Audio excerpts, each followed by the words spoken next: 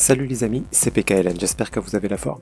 Aujourd'hui, on va se refaire encore une petite mise à jour du Bitcoin, faire le point, et avant ça, je tiens à remercier la communauté pour le nombre d'abonnés. On arrive bientôt aux 300, ça fait super plaisir, vraiment, c'est super cool. Et pour ceux qui ne sont pas encore abonnés, je vous invite à le faire, mettre un petit com, un petit like, ça me fait toujours super plaisir. On n'oublie pas d'activer la petite cloche pour pas rater les prochaines vidéos, et allez, suis-moi, c'est parti.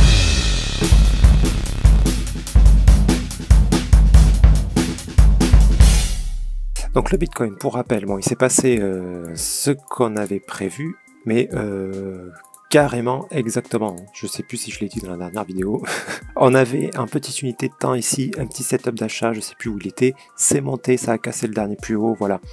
Et derrière, notre setup de vente daily, hop, qui s'est confirmé, bien sûr, pour descendre plus bas. Alors, pour rappel, ce qu'on attendait, c'était le report d'un des mouvements agressifs qu'on a eu ici. Soit celui-là, ok? Donc n'oubliez pas toujours, quand le Bitcoin fait une belle hausse comme ça, on se méfie toujours, on examine toujours ce qu'il y a eu avant. Parce que quand on a un gros mouvement agressif comme ça tout seul, donc celui-là ou celui-là, vous voyez, ils sont pas trop en rapport les deux là, mais vous pouvez être toujours sûr que ça va se reporter plus loin. Alors on sait pas quand, en général, c'est pour ça qu'on se méfie toujours aux cassures des tops, parce que ça se reporte toujours après avoir cassé un top comme ça. Donc voilà, ça aurait pu être plus haut, hein, ça aurait pu monter encore avant de nous faire ça. C'est peut-être ce qui va se passer d'ailleurs. Peut-être que là on est simplement en train de reporter celui-ci là pour monter ensuite, casser le top et ensuite nous donner ce mouvement baissier. Ça c'est encore tout à fait possible. Pour rappel, ça nous donne comme structure un running. C'est-à-dire on a une impulsion haussière, grosse chute vers le bas, ensuite ça remonte, ça vient casser le top et ensuite cette chute se reporte un peu plus loin. Alors c'est pas au centime près bien sûr, mais c'est quand même très très proche, c'est vraiment une amplitude très très proche quoi. Ok, par contre il ne faut pas que ça vienne casser le plus bas, sinon c'est une autre structure qui est sans doute incluse dans une plus grande unité de temps. Là par exemple, si on vient ici casser ce plus bas, ça correspondra à cette structure là. Ok, un regular flat, clac, qui nous indiquerait de venir casser le dernier plus bas. Donc ça reste une possibilité. Ok, voilà, ça reste une possibilité.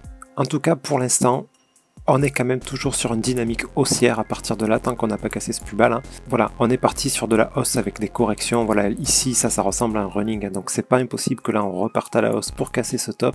Et on garde bien en tête que plus tard, on devrait avoir cette baisse-là qui va se reporter ici. Voilà, c'est peut-être ce qu'on est en train de faire. C'est pas impossible qu'on passe directement de là à ça, c'est pas impossible, ok? Donc pour le savoir, là tout de suite en fait on n'en sait rien, il va falloir regarder en plus petite unité de temps, savoir quel mouvement le Bitcoin nous prépare, pour savoir si on va descendre encore un peu, ou si on part plutôt sur de la hausse. Voilà, c'est tout ce qu'on peut faire en fait, dans l'analyse technique. On n'oublie pas que on n'a pas de boule de cristal, ça serait beaucoup trop facile, donc, mais par contre on peut anticiper des directions. Ici, on a pu anticiper que la direction était vers le bas. On ne sait pas maintenant si c'est pour ce move, pour celui-là, ou pour un plus grand move. Ça, on le sait pas. Par contre, on sait que ici, c'est bien de prendre un peu des profits, ou de vendre un petit peu. Sur la chaîne, il y en a même un qui m'a dit qu'il a tout vendu ici, bravo à toi. Moi, j'ai pas osé tout vendre, je vous avoue.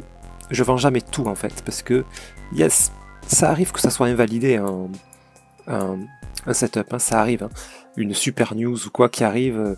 Voilà, faut pas compter sur les news, parce qu'on les reçoit toujours trop tard, nous, communs des mortels.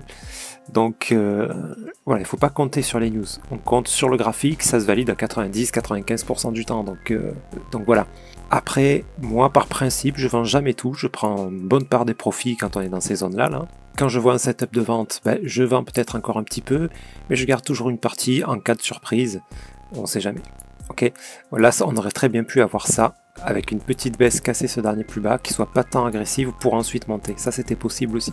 Donc voilà, après pour vraiment rien rater, il faut être constamment devant l'écran et puis regarder à une petite unité de temps, voir si ça va continuer à descendre ou pas, et surveiller parce que si vous quittez l'écran des fois pendant 5-6 heures, si vous êtes au taf ou quoi, vous ratez un setup d'achat et ça repart à la hausse. Donc c'est pour ça que moi, dans ces cas-là, je vends pas tout. Ok, maintenant si ceux qui suivent les graphiques et qui ont la possibilité de le faire très régulièrement, à ce moment-là, vous pouvez un petit peu mieux gérer tout ça. Donc dans l'immédiat, est-ce que cette baisse-là est terminée? Je pense qu'elle va continuer encore un petit peu là, mais on va regarder en plus petite unité de temps ce qui nous prépare.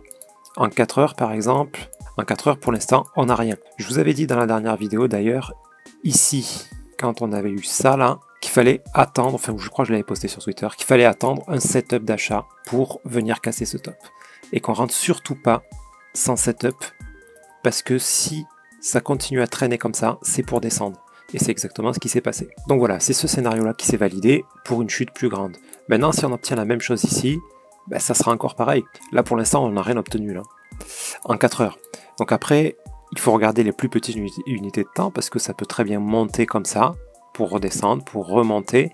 Et donc là, pour quelqu'un qui fait du trading avec du levier, ben, c'est le genre de move qu'on peut aussi tenter, hein, bien sûr. Je le déconseille. Je déconseille là de prendre ces petits moves là avec du levier, parce que ici c'est risqué.